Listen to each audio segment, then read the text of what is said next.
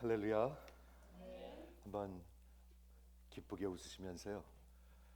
옆에 분들한테 한번 인사하시겠습니까? 우리 주 안에서 기뻐하시기 바랍니다 하고 한번 인사하시기 바랍니다. 네.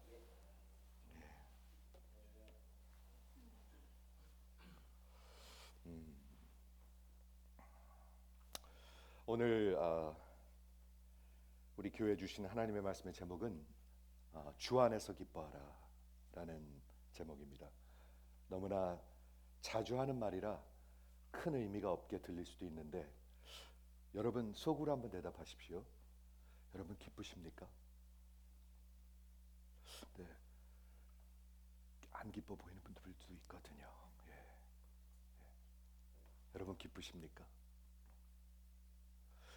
제가 우리 찬양 시간에도 얘기했지만 생명이 있어야 기쁩니다.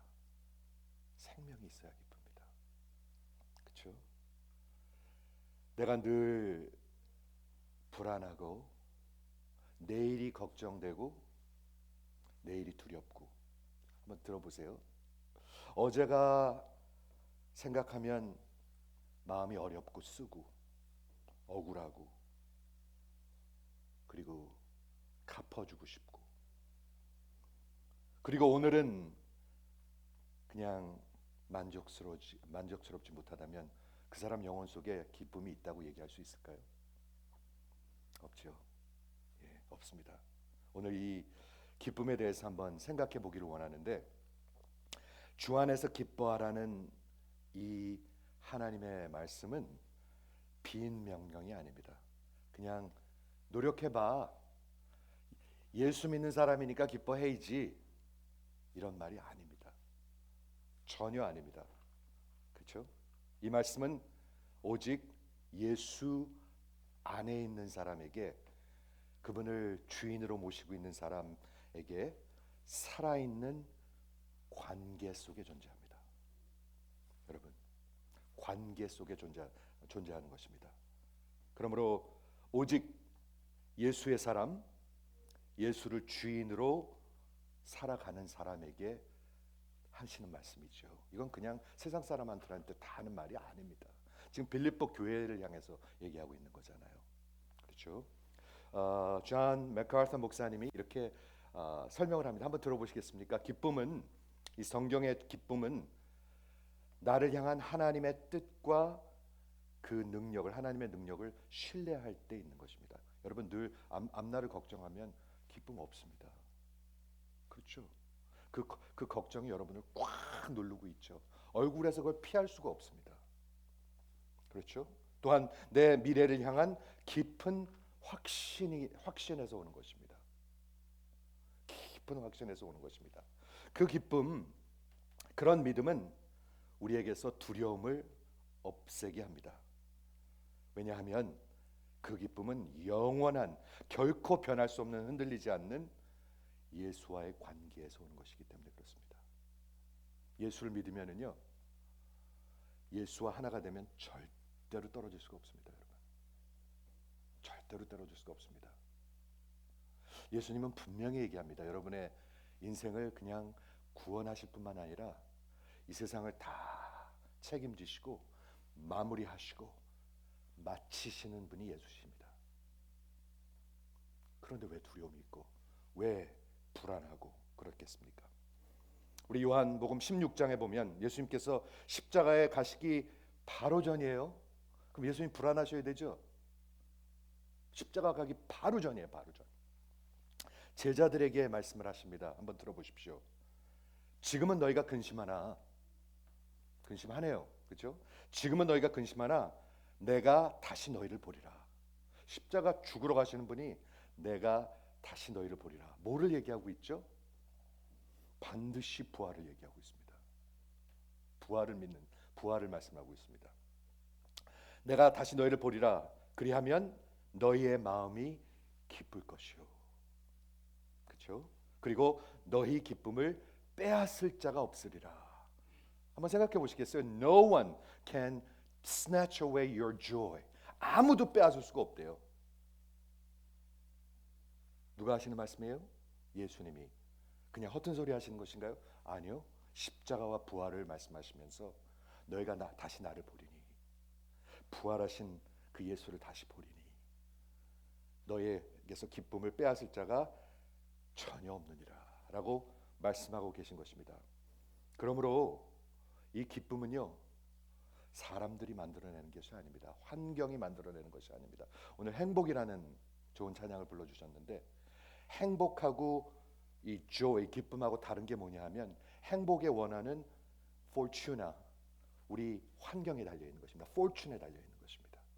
내가 건강하면 행복하고, 내가 부자면 행복하고, 잘되면 행복하고, 아니면 불행하고, 그게 행복이라는 happiness. 그래서 성경은 happiness의 단어를 쓰고 있지 않습니다.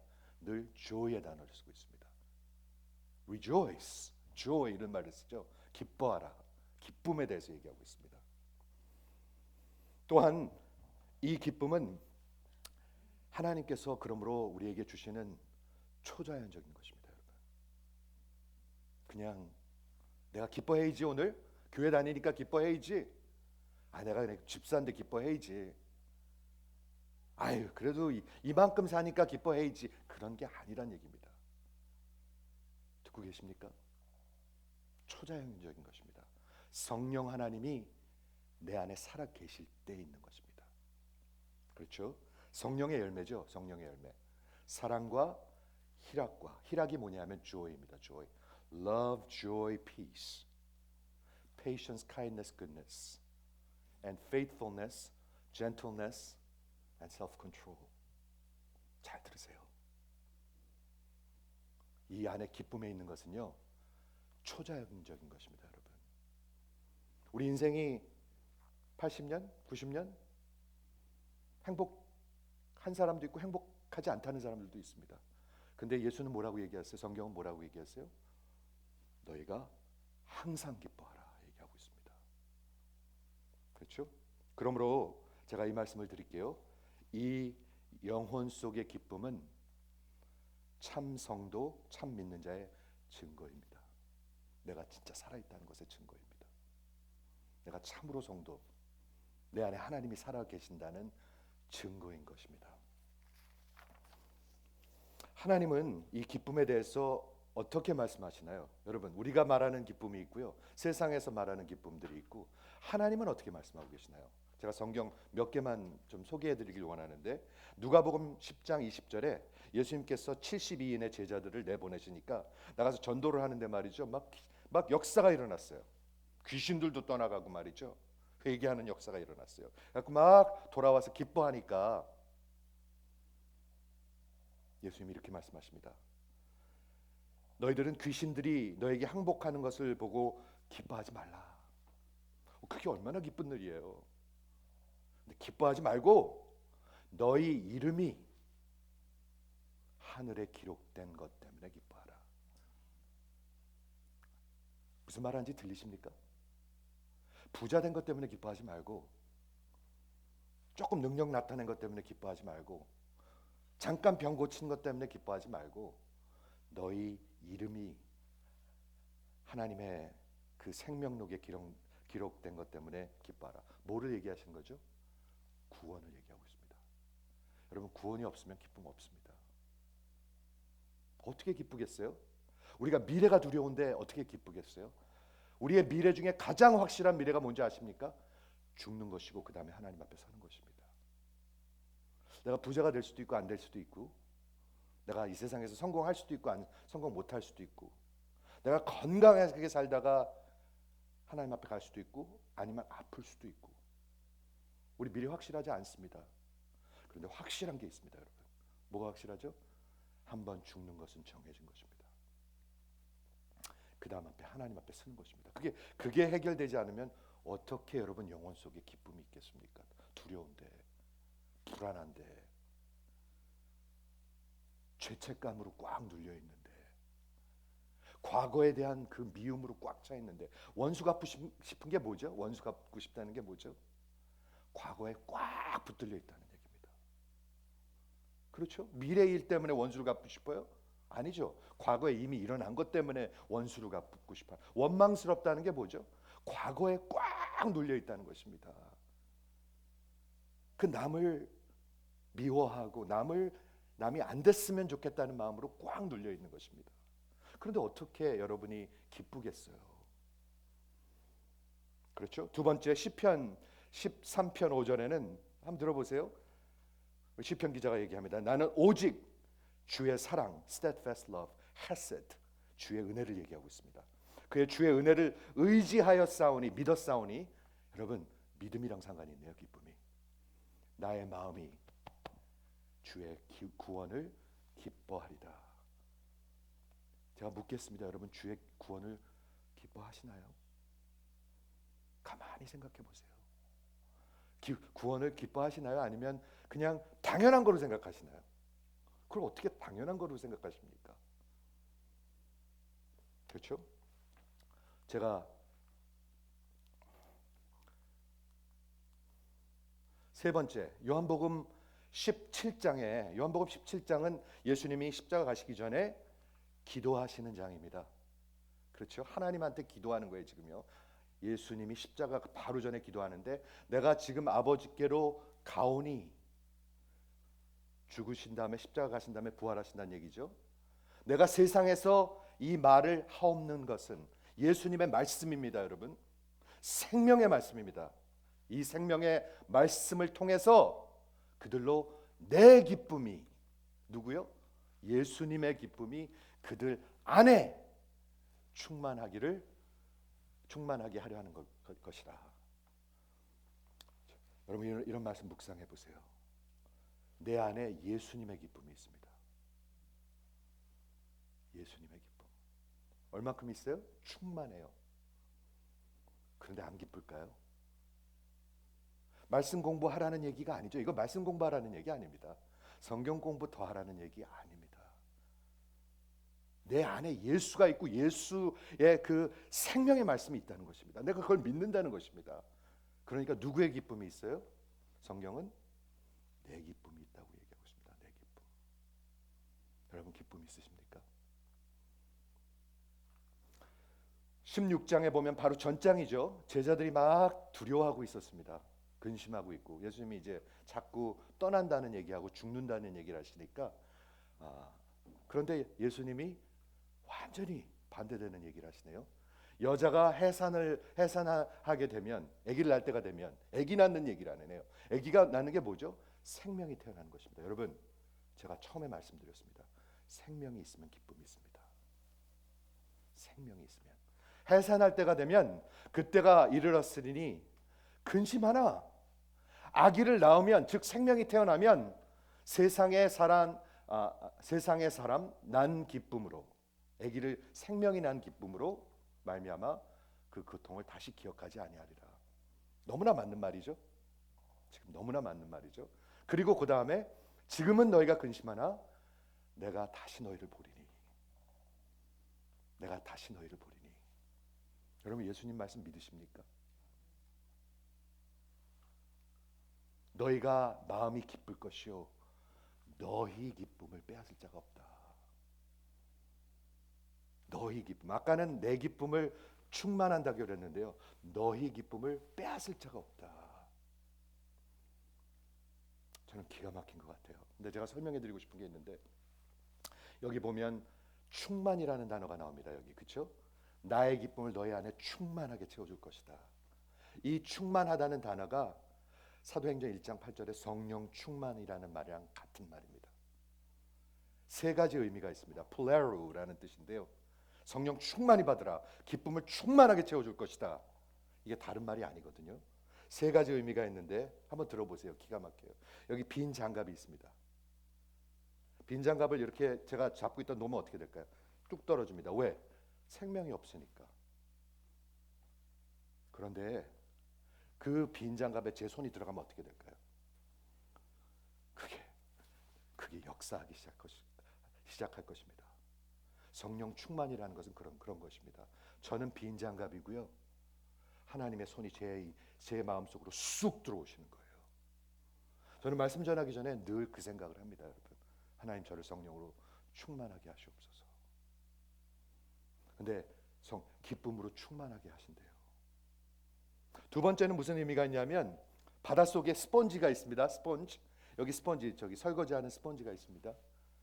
스펀지를 바닷속에 깊은 곳에 던지면 어떻게 될까요? 그 스펀지가 말라 있을까요? 아니죠. 그 바다가 내 스펀지 속으로 들어오고 내가 바다 속에 있습니다. 마치 내가 예수 안에 있고 예수가 내 안에 있는 것처럼 충만하다는 뜻입니다, 여러분. 세 번째는 무슨 뜻이냐 하면 여기 돛담배가 있는데 이렇게 세일링 보트가 있는데 바람이 확 불어요. 성령의 그 pneumara의 뜻이 바람이죠. 생명과 바람과 성령 다 같은 단어입니다. 바람이 확 불면 어떻게 될까요? 그 배가, 그 돛이 확 움직이기 시작합니다. 여러분 안에 이런 기쁨이 있으시길 주의 이름으로 축원을 드립니다. 우리가 푹 꺼져 있으면 세상 사람들이 예수 믿는 사람들은 저런 거네 그럴 거 아니에요. 예수 믿는 사람 별 볼 일 없네. 다 똑같네. 세상 우리랑 똑같이 걱정하고 똑같이 그냥 악착같이 그냥 세상 것들 위해서 살고, 그리고 보면 별로 기쁨이 없어 보이네. 그러면 안 되겠죠? 그렇죠? 마지막으로 로마서 15장 13절에 하나님이, 성경은 이 기쁨을 어떻게 얘기하고 있나? 우리는 기쁨을 뭐를 가져야지 되는 건 줄 알잖아요. 그렇죠? 근데 성경은 그렇게 얘기하고 있지 않아요. 하나님이, 소망의 하나님이 모든 기쁨, 여기 모든 기쁨이라고 했습니다. All joy, 모든 기쁨과 평강을 믿음으로 말미암아, in believing. 여러분, 믿음이랑 상관이 있습니다. 여러분이 하나님을 신뢰할 때 기쁨이 있지, 하나님을 안 믿고 두려워하고 걱정하면 기쁨이 있겠습니까? 밤낮 걱정하지, 밤낮 우울해하지. 근데 믿음 안에서 너희에게 충만하게 하사, 똑같은 말입니다. 플레로, 성령의 능력으로, 성령의 역사입니다. 여러분, 성령님이 여러분 안에 살아 계시고 여러분의 인생을 이끌어 갈 때 기쁨이 있습니다. 저 좀 똑바로 보세요. 이거 지금 종교적인 얘기하는 거 아니에요. 기뻐하십시오. 여러분들이 기뻐하셔야 합니다. 노력하십시오. 교인들이니까, 사람들 쳐다보니까, 그런 얘기 아니에요. 전혀 아니에요. 이게 지금 하나님이, 성경이 하시는 말씀입니다. 성령의 능력으로, 소망으로 넘치게 하시기를 원하노라. 이게 성경이 하시는 말씀입니다. 데살로니가 전서 5장 16절에 항상 기뻐하라. 여러분, 어떻게 그 말이 들리십니까? 하나님이 말도 안 되는 소리를 하시네, 이렇게 들리십니까? 그 말도 안 되는 소리를 하시네. 항상 기뻐하라. 그게 가능한 얘기인가요? 저는 이렇게 말씀드리고 싶습니다. 하나님이 하시면 가능하지 못한 게 없습니다. 그렇죠? 그러므로 이 기쁨은 영혼의 기쁨을 얘기하고 있습니다. 영혼. 여러분, 영혼이 있습니다. 영혼이 있습니다, 여러분은. 그리고 성경에서 저는 이 말을 참 좋아합니다. 내 영혼 속에 가장 깊은 곳, 내 아내도 잘 몰라요. 그거는요, My innermost being. 누구도 몰라요. 하나님만 아세요. 거기는요. 나도 잘 모르는 것 같아요. 거기를 어떨 적에는 성령으로 거기를 늘 들여다보기 전에는요, 잘 몰라요. 그냥 표면적인 신앙생활이에요. 껍데기 왔다 갔다. 그러니까 기쁨이 있을 리가 없죠. 없어요, 기쁨이요. 그런데 내 영혼의 내 가장 깊은 곳에 이 기쁨은 하나님께서 주시는 초자연적인, 여러분들이 하는 게 아닙니다. 하나님이 근원이시고 하나님이 만드시고 하나님이 주시는 겁니다. 부활하신 예수를 통해서, 나를 위해서 대신 죽은 그 예수를 통해서, 성령의 하나님을 통해서. 이 기쁨은 감정입니다, 여러분. 이모션 아니에요? 사랑하는 게 이모션이 아니에요? 물론 이모션이 다가 아니지만 의지가 있지만, 이거는 여러분의 감정을 포함하고 있습니다. 이 감정이 내 영혼의 내 가장 깊은 곳에 있는 것입니다. 그렇게 성경은 얘기하고 있습니다. 그러므로 오직 복음 안에 있습니다, 여러분. 저는 담대히 외치고 싶습니다. 오직 복음 안에 있습니다. 복음이 없으면 없습니다, 기쁨. 오직 그 person of Jesus, 예수님과의 인격적인 하나됨을 통해서 있습니다. 아니면 없습니다. 아니면 밤낮 입으로 불평하고 걱정합니다. 그리고 기쁨은 하나도 없습니다. 인격적인 살아있는 생명력 있는 진짜 하나 되는 관계에 있습니다. 여러분 예수님과 하나 되셨습니까? 그분이 내 안에 살아 계시고 나와 함께 계심으로, 나를 사랑하심으로, 나를 위하시는 분이므로, 그분이 내 주인이므로 분명히 말씀드립니다. 여러분들이 인생 마음대로 살면 기쁨 없습니다. 마음대로 안 되잖아요. 인생이요. 인생 마음대로 안 되네. 그럼 기분 좋을 리가 없죠. 예수님이 주인일 때, 나는 완전히 행복할 때, 그리고 내 인생의 내 영혼의 주인이 되셨을 때. 그래서 오늘 여러분에게 여쭙길 원합니다. 예수님이 여러분의 주인이십니까? 그런 분만 한번 아멘 해보세요. 그럼 여러분의 인생에 기쁨이 있을 것입니다. 아니면 오늘 무릎을 꿇으셔야 합니다. 늦기 전에 무릎을 꿇으셔야 합니다. 평생 우울하게 살다가, 표면적인 신앙생활 하다가, 껍데기 신앙생활 하다가 하나님 앞에 가시면 완전히 망하는 것입니다. 그렇죠? 오늘 빌립보서 3장은 빌립보서의 후반부입니다. 4장으로 되어 있으니까 2장까지 하는데 15번 설교를 했네요. 좀 여러 번 했는데 3장에는 확 주제가 바뀝니다. 근데 3장이 아마도 빌립보서에서 가장 유명한 장일 것입니다. 3장이 진짜 주옥과 같습니다. 여러분 읽어보세요. 주옥과 같습니다. 그렇죠? 근데 어떻게 시작하나 오늘 1절에서 3절만 오늘 보기를 원하는데, 끝으로 finally, 여기서 finally 그러는 것은 그냥 토픽을 바꾸는 거예요. 그러니까 이게 설교가 끝나는 게 아니고 편지가 끝나는 것이 아니고, 그러므로 이제는 하면서 완전히 다른 토픽으로 바꾸는 것이에요. 2장까지는 뭐를 얘기했죠? 천국 시민을 얘기했습니다. 여러분들은 천국 시민입니다. 빌립보 교회 교인들을 향해서, 교회를 향해서 여러분들은 천국 시민입니다. 그러므로 원망으로 살지 마시고 예수의 마음을 갖고 사십시오. 천국 시민답게 사십시오. 복음에 합당한 생활을 사십시오. 이렇게 쭉 설명했죠. 그런데 이제 토픽을 바꾸는 거예요. 토픽을 바꾸는데 여기서 뭐가 등장하나요? 거짓 복음이 등장합니다. 거짓 복음. 여러분 거짓 복음 이 세상에 있는 거 아시는 분만 좀 아멘 해주시겠어요? 반드시 하셔야 합니다. 아니면은 완전히 쫓아가고 망할 수가 있습니다. 거짓 복음을 믿으면 어떻게 될까요? 구원이 없습니다. 아시겠죠? 자, 끝으로 나의 형제들아 주 안에서 기뻐하라. 여기서 주 안에서 기뻐하라는 말이 나오는데, 그게 어떤 내용에서 나오는 건가? 내가 너희에게 같은 말을 쓰는 것은 내게 수고로움이 없고, 즉 이건 내가 여러 번 너희한테 가르쳤다는 거예요. 다시 얘기한다는 거예요. 지금요. 뭐에 대해서? 거짓 복음에 대해서. 내가 여러분들을 여러 번 워닝했는데, 경고했는데, 이걸 놓치면 여러분의 기쁨을 잃어버리게 될 것입니다. 여러분 세상에서 부자 되는 거 믿으면 여러분 기쁨 다 잊어버려요. 그 기복신앙 믿으면 다 잃어버려요. 기쁨 없어요. 그 영혼 속에 기쁨 없어요. 같은 말을 쓰는 것이 내게는 수고로움이 없고 너희에게는 안전하니라. 이 말은 뭐냐면요, 이 말은 내가 너희에게 경고함은 너희의 기쁨과 영혼을 잃지 않게 하기 위해서, 너희를 지키기 위해서 하는 말이라 그거예요. 그리고 뭐를 하나요? 개들을 삼가고 행악자들을 삼가고 몸을 상해하는 일을 삼가라. 이 갑자기 톤이 확 바뀌었는데, 이 사도 바울의 이 톤이 어떤가요? 굉장히 과격해요. 감히, 그렇죠? 그 당시에 개들은 말이죠.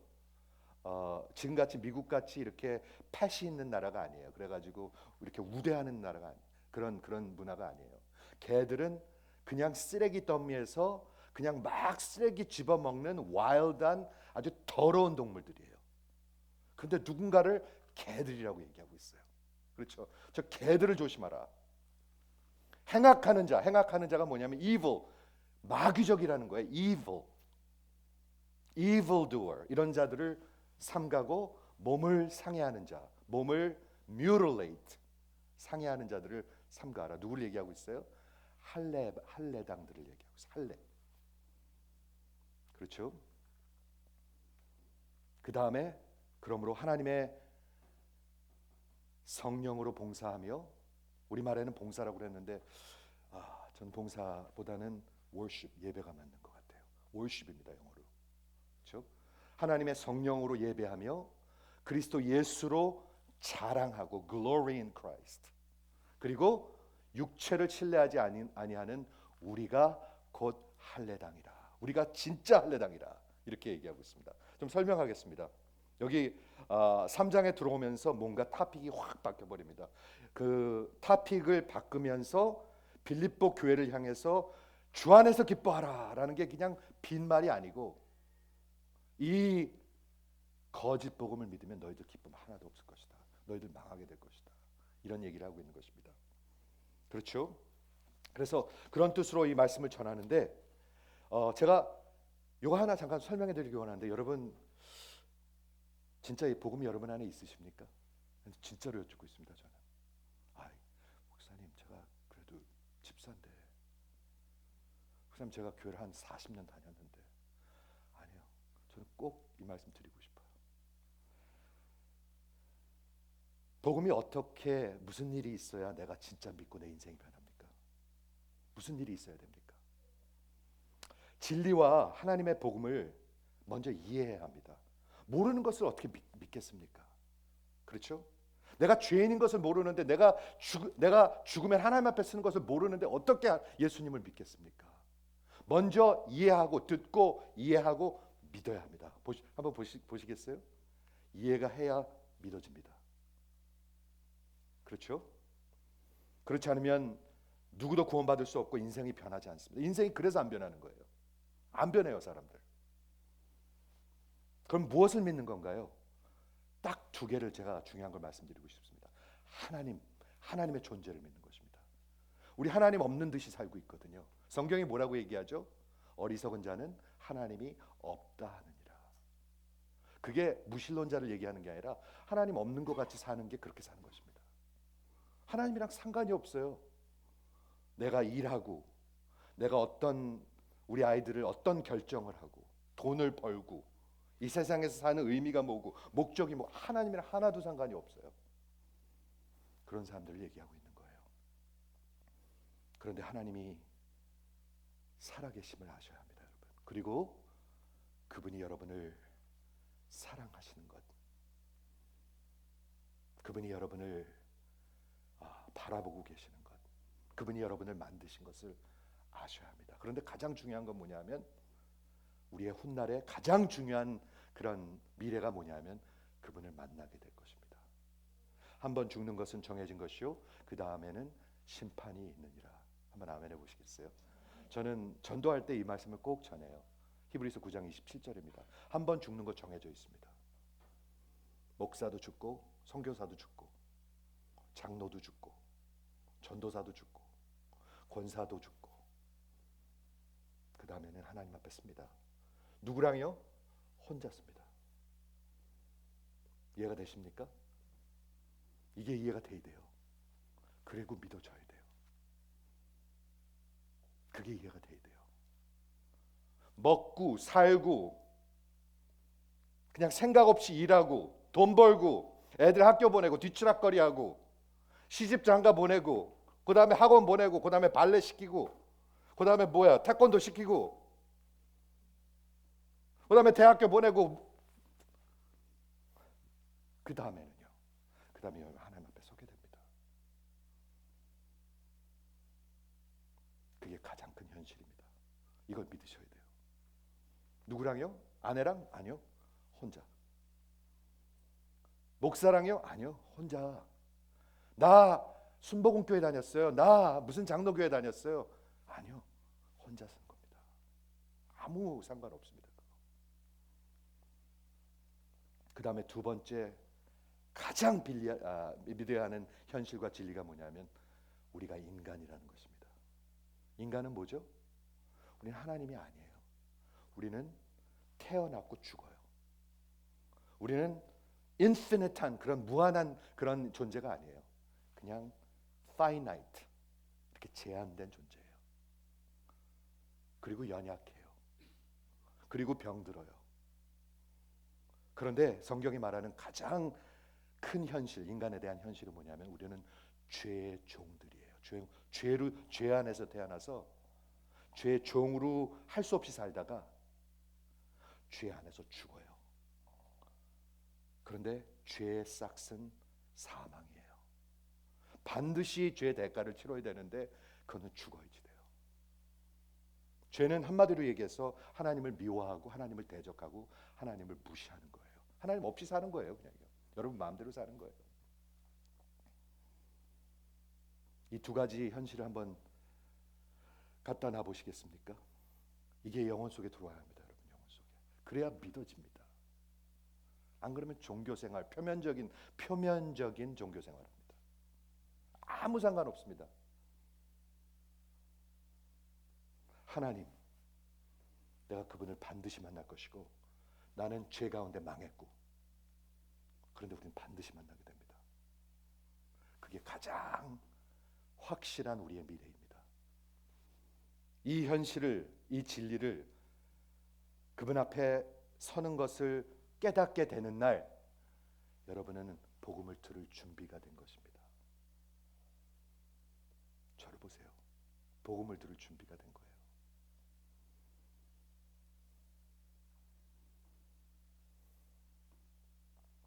복음 들을 준비 되셨습니까? 복음은요, 수련회 가서 어렸을 때 듣는 게 아니라요, 매일 듣는 게 복음이어야 합니다. 그래야 내가 누군 줄 알죠. 그래야 내가 무엇 때문에 돈을 벌어야 되는 줄 알죠. 무엇 때문에 살아야 되는 줄 알죠. 내가 누군지 모르는데 내가 어떻게 무슨 목적으로 살아야 되는 걸 알겠습니까? 여기까지 오면 그때 여러분들은 복음을 들을 준비가 된 것입니다. 자세가 된 것입니다. 안 그러면 거드름들 떨어요. 다 아는 줄 알고요, 다 구원 받았는 줄 알고요, 다 됐는 줄 알아요. 하나도 아닌데. 그러니까 몇십 년이 지나도 안 변하는 거예요.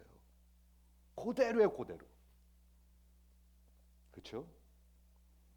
내가 진짜 이 하나님 앞에 서야 하는 큰 위기가 있구나. 위험 앞에 서 있구나. I'm in danger. 그렇죠? 나는 이제 이 하나님의 거룩한 공의로운 심판 앞에 서야 하는 그런 미래가 나를 기다리고 있구나. 두려워져야 돼요. 복음의 뜻은 좋은 소식입니다. 좋은 소식을 듣기 전에 나쁜 소식을 들어야 합니다. 이게 근데 나쁜 소식입니다. 여러분, 하나님 앞에 서야 되는 건 나쁜 소식입니다. 반드시 서야 합니다. 죽어야 되고. 나는 망했구나. 나 진짜 망했구나. 내가 미국 와서 이렇게 열심히 살았는데 손에 남는 거 아무것도 없네. 결국 나 망했구나. 진짜 인생 다 지나갔네. 저는 그런 생각합니다. 장례식에 가면 진짜 사랑하는 사람들 잃고 장례를 하잖아요. 그걸 어떻게 견딜까 생각을 합니다. 그걸 어떻게 견딜까? 우리 어머니를 잃는다는 것, 내 아내를 언젠가는 잃는다는 것, 내 남편이랑 헤어져야 된다는 것, 그걸 어떻게 감당할까 하는 생각을 합니다. 나는 이제 망했구나. 난 진짜 망했구나. 하나님과 인간이 만나면 인간은 망한 것입니다. 그렇죠? 그때 예수가 들리기 시작합니다. 내가 망했구나. 내가 혹시 살 길이 있을까? 살 길을 찾기 시작하게 한다는 것입니다. 그런데 그런 생각을 안 해요, 사람들이요. 내가 살 길이 있을까? 나를 살려줄 수 있는 분이 있을까? 내가 도대체 살 수는 있는 건가? 이거를 붙들어야 되거든요. 내가 뭐를 할까가 아니라 누군가가 나를 살려주셔야 되거든요. 어떻게 내가 뭐를 해서 갚겠어요, 그거를요. 죄의 싹을 어떻게 다 갚겠어요? 몇십만 년을 일해도 안 되는데. 그러면 이제 나를 살려주실 구원자, 내 주인을 찾게 되는 거예요. 여러분, 예수를 주인으로 모시지 않은 사람들한테는 구원이 없습니다. 없습니다. 여러분, 예수를 위해서 살 마음을 먹고 두 손 들고 항복하지 않으면 구원이 없다고 얘기하고 있습니다. 분명히 성경은 그렇게 얘기하고 있습니다. 예수 믿고 구원 받아 놓고 내 멋대로 세상에서 살고 부자 되고 그러는 거 아닙니다. 그건 거짓입니다. 거짓 복음 얘기하죠. 오늘. 그 거짓 복음입니다. 그때 복음의 진리, 예수님께서 나를 사랑하심으로 내가 죽을 자리에 대신 죽어 주셨네. 이게 보이는 거죠. 그리고 그분이 살아계시네. 그리고 그분이 이제 곧 다시 오시네. 그런데 뭘 내 멋대로 살라고 그러겠습니까? 그걸 믿는 사람들이. 그럴 리가 없죠. 그렇죠? 복음을 믿고 우리 인생이 변하려면 반드시 이런 일이 있어야 합니다. 제가 교회 오래 다닌 분들 여기 성도님들 앉아 계시는데 이런 얘기를 다시 하는 이유는 이거는 늘 들으셔야 합니다. 늘 들으셔야 합니다. 그러므로 여기서 주 안에서 기뻐하라 하는 말은 여러분들이 영혼들이 쓰러지지 않도록 망하지 않도록 거짓 복음을 통해서 여러분 지금도 거짓 복음이 있습니다. 제가 몇 가지 소개한 게 있습니다. 첫째, 이 전 세계에 지금 가장 큰 거짓 복음 중에 하나는 뭐냐면 기복 신앙입니다. Prosperity Gospel. 내가 예수 믿으면 이 땅에서 부자 된다, 잘 된다, 건강하고 부자 되고 모든 거는 다 잘 된다. 거짓입니다. 거짓. 두 번째, 우리 한국 교회에서 늘 조심해야 되는 것은 열심히 하면 된다 내가. 그리고 교회 충성하고 봉사하면 된다. 그리고 내가 직분 받으면 된다. 열심 봉사 직분. 거짓 복음입니다. 예수를 만나야 합니다. 성령이 내 안에 살아계셔야 합니다. 성령이 내 안에 살아계시면은요 하나님을 찾게 돼요. 하나님 찾게 돼요. 사랑하기 때문에. 하나님을 찾으면 가장 먼저 일어나는 일이 뭘까요? 하나님을 자꾸 사모하게 돼요. 그러면은 성경을 열 수밖에 없어요. 그렇죠? 빌립보 교회를 위협하던 거짓 복음은 이때 당시 1세기죠. 뭐였냐면 이 개들이라고 얘기하고 행악자들 얘기하고 몸을 뮤틸레이트하는 그 사도 바울이 갈라디아서에서 우리 한 1년 전에 갈라디아서 공부했는데 갈라디아서의 그 거짓 복음의 적하고 똑같은 적입니다. 유대주의자들. 그렇죠? 유대주의자는 이런 것입니다. 저들은 표면상의 크리스천들이었습니다. 그들 크리스천이라고 그랬습니다. 예수 믿는다고 그랬습니다. 그런데 표면상의 크리스천들입니다. 그때도 있었습니다. 지난 2000년 동안 있었습니다. 제가 보기엔 구약에도 있었던 것 같아요. 구약 시대도 표면상의 유대인들. 로마서에서 그렇게 얘기하고 있으니까. 저들은 오직 예수가 아니라요. 이렇게 얘기했습니다. 예수를 믿는데 먼저 하나님의 백성, 우리 유대인들이 되시되 그렇기 때문에 모세의 법을 다 지켜야 되고 특히 할례를 받아야지 돼. 그 다음에 예수를 믿어야 돼. 그럴싸하게 들립니다. 그렇죠? 그런데 사도 바울은 그들을 뭐라고 얘기하고 있어요? 저들은 개들이다. 저들은 행악자들이다. 저들은 육체를 상해하는 그런 거짓 복음, 거짓 선지자, 거짓 선생, 거짓 설교자들이다. 거짓 목회자들이다. 이렇게 얘기하고 있어요. 바울의 톤이 어떻습니까? 매우 적대시하고 그리고 분노에 차 있습니다. 여러분, 하나님이 분노하신 거 아십니까? 하나님은 분노하십니다, 여러분. 뭐에 대해서 분노하시죠? 죄에 대해서. 하나님의 거룩함을 대적하는 것에 대해서 분노하십니다. 거짓 복음에 대해서 분노하십니다. 이해가 되십니까? 제가 설명한 적이 있죠. 어느 할머니가 어떤 젊은이들한테 막 해코지 당하고 막 이들이 할머니를 때리면 여러분 화 나시겠습니까? 안 나시겠습니까? 집사님 화 나시겠습니까? 화 나시죠? 네. 그런데 그 젊은이들이 무지무지하게 등치가 커요. 뛰어들어서 싸우시겠습니까? 대신? 자신이 없으시죠? 네. 그런데 그 할머니가 집사님의 어머니면 어떻게 하시겠습니까? 목숨 걸고 달겨 드시겠죠. 네. 왜 그렇죠? 사랑하니까. 사랑하니까 분노하는 겁니다. 이해하십니까? 우리 하나님은 사랑이십니다. 그런데 거짓 복음들은 당신이 사랑하는 영혼들을 뺏어서 갑니다. 영원히 뺏어갑니다. 하나님은 분노하십니다. 사도 바울은 여기서 지금 분노하고 있습니다. 여러분도 분노하셔야 합니다. 거짓 복음 전하는 거 분노하셔야 합니다.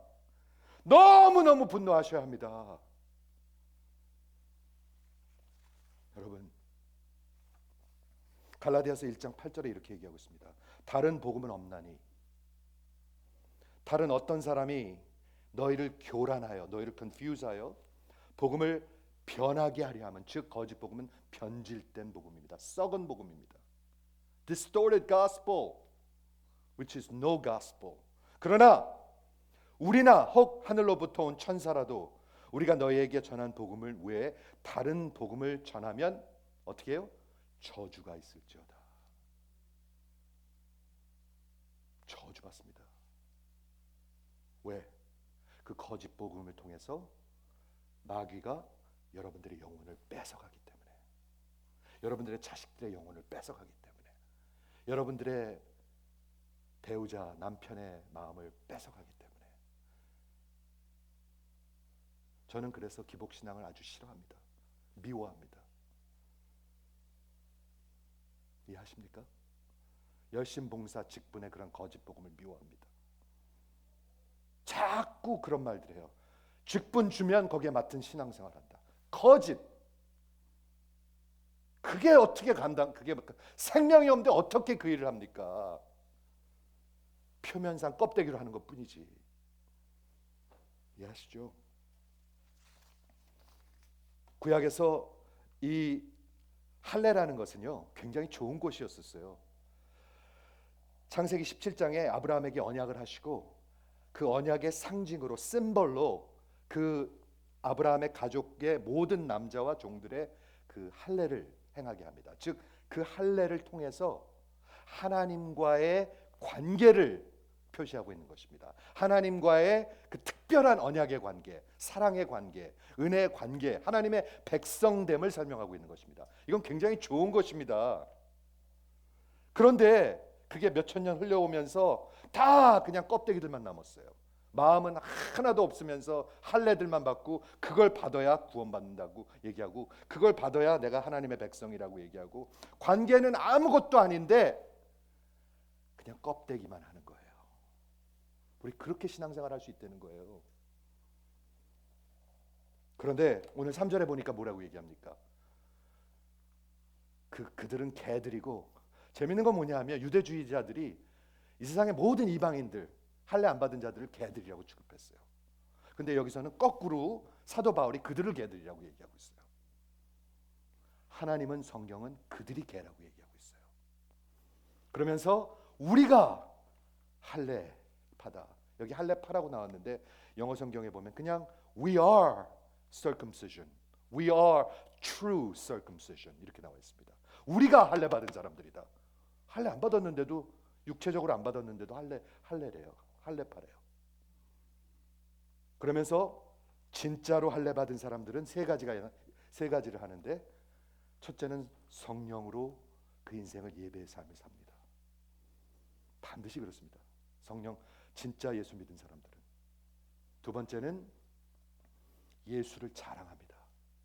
예수밖에 없습니다. 아까 알았잖아요. 우리 망한 거 안 사람들입니다. 세 번째는 그러므로 육체를 신뢰하지 아니한다. 이렇게 설명하고 있는 것입니다. 로마서 2장 28절에 제가 아까 찬양할 때 말씀드렸는데 한번 들어보세요. 이렇게 설명합니다. 무릇 표면적 유대인이 아니요, 껍데기만 유대인이 아니요, 표면적 육신의 할례는 할례가 아니요, 할례가 아니라고 얘기합니다. 유대인 아니라고 얘기합니다. 하나님의 백성 아니라고 얘기합니다. 그러면 누가 하나님의 백성이에요? 오직 이면적, inward, 내 속이, 이 속사람이 유대인이며, 할례는 마음의 할지니 heart, 우리 중심에. 그걸 어떻게 해요? 그걸 수술해서 해요? 그걸 직분 줘서 돼요? 그걸 그냥 세례 줘서 돼요? 안 돼요, 여러분. 그건 다 껍데기예요. 그러므로 마음의 할지니 영에 있고 영으로 하는 것이다. 하나님의 성령의 역사입니다, 여러분. 여러분 안에 생명이 있으면 기쁨이 있습니다.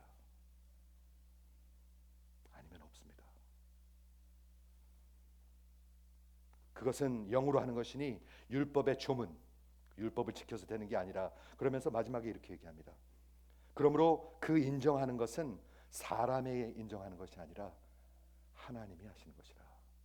여러분, 하나님 앞에 나중에 선다고 말씀드렸는데 우리가 표면적인 신앙생활한 것 같고 될 것 같습니까? 절대 되지 않습니다. 내가 그 교회 찬양대 30년 했습니다. 내가 그 교회 20년 동안 집사였었습니다. 내가 그 교회 50년 목사였었습니다. 될 것 같습니까? 하나님이 그렇게 어수룩한 분이십니까, 여러분? 하나님 어수룩한 분 아닙니다, 여러분. 하나님이 우리의 속을 꿰뚫어 보시는 분이십니다. 그렇죠? 유대인들은 열정적으로 표면적으로 종교 생활을 했는데 그 마음이 하나님한테 멀리 있었습니다. 멀리 있었습니다. 지금도 수없는 사람들이 이런 것 같아요. 신앙생활은 한다고 하는데 마음은 멀리 있어요.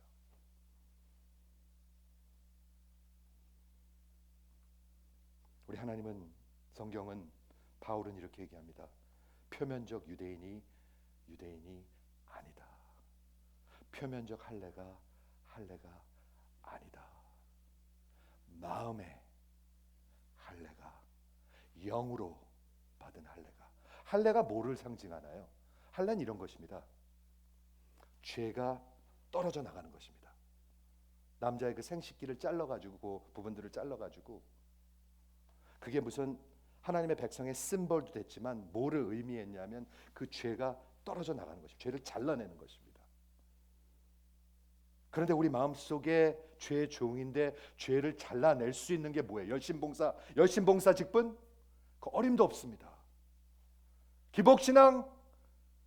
어림도 없습니다. 그럼 뭐가 죄를 잘라낼 수가 있습니까? 오직 예수의 피와 성령의 역사입니다. 오직 예수의 피, 나의 죄를 씻기는 예수의 피밖에 없네. 그 찬양하는 거예요, 여러분. 그래서 할례 받는 거예요. 하나님은 그런 성도들을 참 할례라고 얘기하고 있는 것입니다. 참 이스라엘이요, 참 하나님의 백성이요, 참 성도라고 얘기하고 있는 것입니다. 그 안에 성령님이 살아계십니다.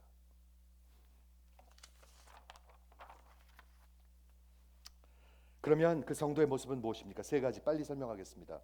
우리가 곧 할례인데, 첫째는 하나님의 성령으로 우리가 예배한다. 지금 성령으로 예배하고 계시죠? 근데 그 예배를 얘기하는 게 아니에요. 여기서요, 우리의 온 인생이 예배예요. 그렇죠?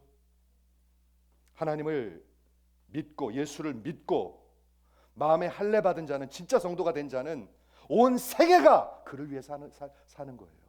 그렇게 살고 싶어요. 그렇게 살고 싶어지는 게 거듭나는 거예요. 그게 성경의 가르침이에요, 여러분.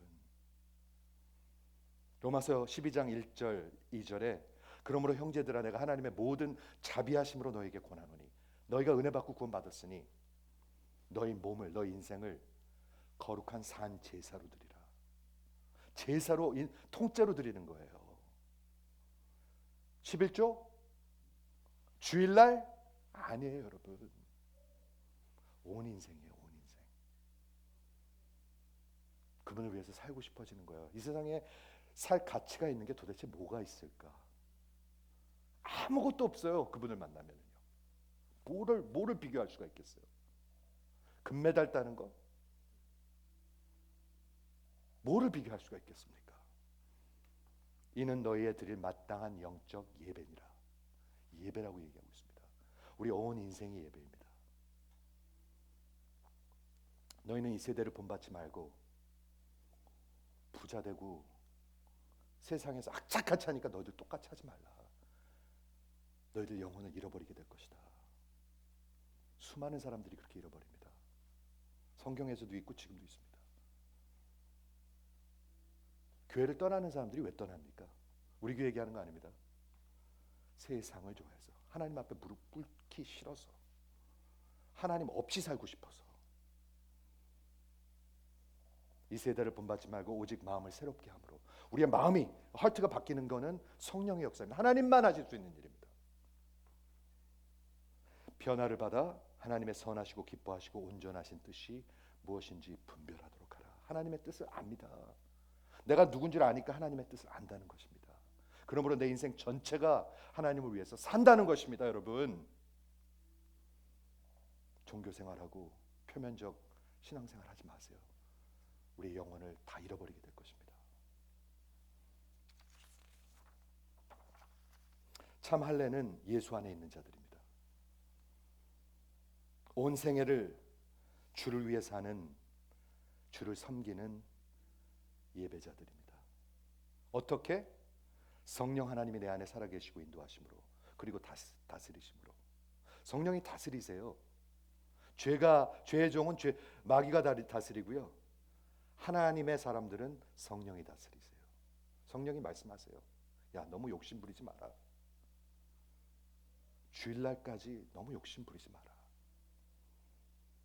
그렇게 헌금 많이 안 해도 되니까 그렇게까지 돈 벌려고 그러지 마라.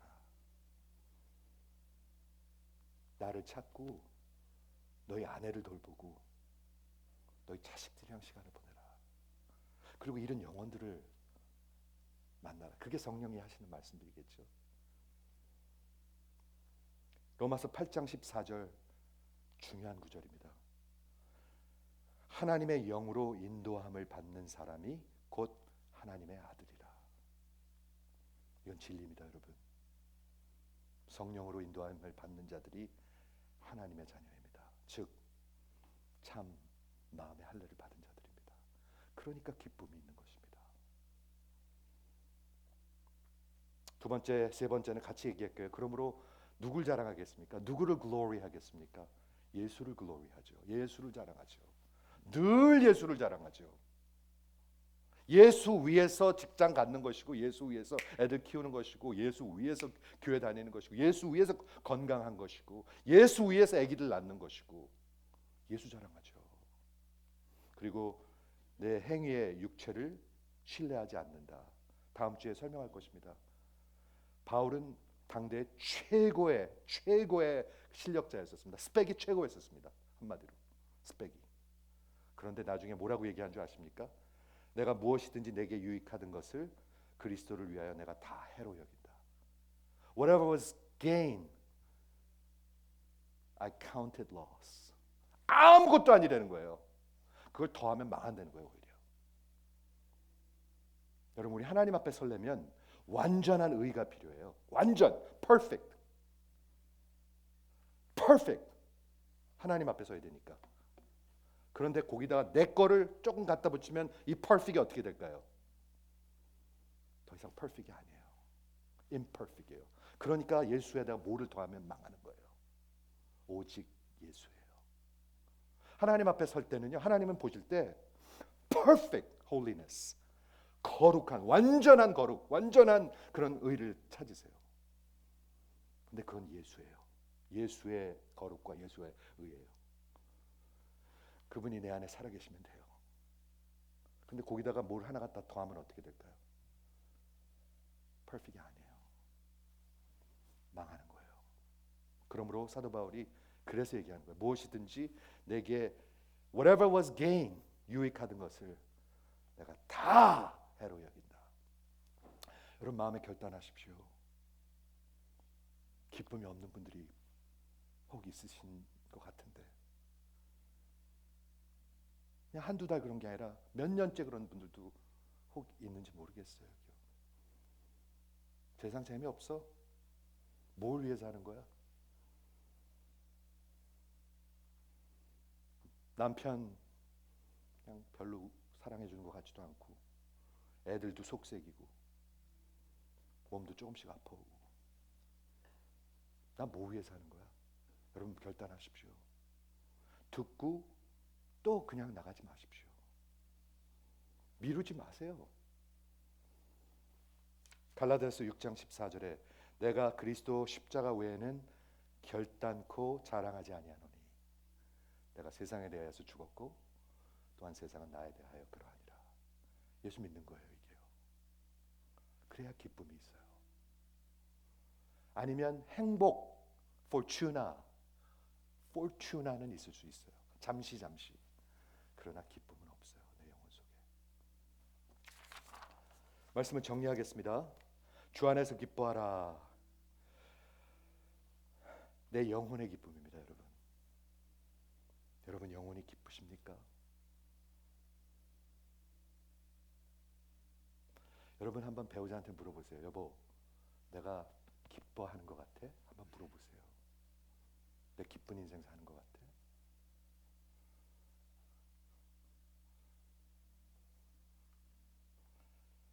내 영혼이 예수와 진실로 살아있는 옳은 하나됨 관계가 있을 때만 가능합니다. 그 예수 믿는 거니까. 그렇죠? 제가 성경을 벗어난 얘기를 한다면 듣지 마십시오. 그렇지만 이게 성경에 나오는 말씀이라면 여러분 반드시 들으셔야 합니다. 제가 아무리 여기서 물을 타서 여기다 얘기를 해도 듣지 마십시오. 거짓이니까 그거는. 성경에서 하시는 말씀이죠, 이게요. 그러므로 진리와 복음과 성령 하나님 안에만 있습니다, 여러분. 그거 없으면 없습니다. Simple as that. 그렇죠? 바울이 이 3장에서 이 거짓 복음, 거짓 선지자, 거짓 설교자, 거짓 교회들을 매우 미워하고 있습니다. 아주 흥분하고 있습니다. 아까 말씀드린 대로 사랑하기 때문에 미워하고 화가 나는 것입니다. 여러분도 화가 나셔야 되겠죠? 왜냐하면 하나님은 이 거짓 복음들을 통해서 주님과의 관계와 생명을 해치기 때문에 여러분들이 영혼의 생명을 해치는 거예요. 그러니까 바울이 이렇게 빌립보 교회에 이렇게 흥분하면서 얘기하고 있는 거예요. 그 개들을 삼가라. 그 행악자들을 삼가라. 그 거짓 복음 전하는 자들을 삼가라. 우리의 구원을 위협하는 것입니다, 여러분. 우리의 영원한 그런 데스티니를 위협하는 것입니다. 우리의 참 기쁨을, 예수 믿는 것을 위협하는 것입니다.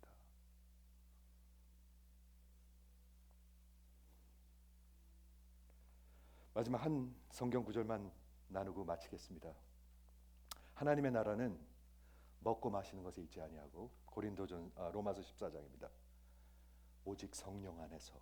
들어보세요. 한번 새롭게 들어보세요. 하나님 나라는 먹고 마시는 게 아니고 It is not about eating and drinking. 오직 성령 안에서 의와 평화와 그 다음에 기쁨이니라. 그런데 이게 기가 막힌 말이에요. 성령의 역사가 있어야 하나님의 의, 누구죠? 그게 예수입니다. 예수가 있어야 하나님과 평화를 누립니다. 예수와 평화가 있어야 마음속에 기쁨이 있다는 것입니다.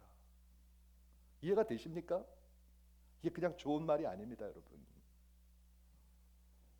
하나님의 나라는 먹고 마시는 것에 있지 아니하고 오직 성령 안에서 하나님의 의와 평강과 그리고 희락, 기쁨이니라. 여러분, 기쁨을 가지시려면 예수를 믿으셔야 합니다, 여러분. 예수 없으면 죽었다 깨어나도 안 됩니다. 다 똑같습니다. 아무리 그런 척해도 안 됩니다. 아무리 봉사해도 안 됩니다. 아무리 세상에서 무지하게 많이 벌어들여도 안 됩니다. 하나님의 나라는 먹고 마시는 것에 있는 것이 아니라 의와 평화와 희락입니다. 기도하겠습니다.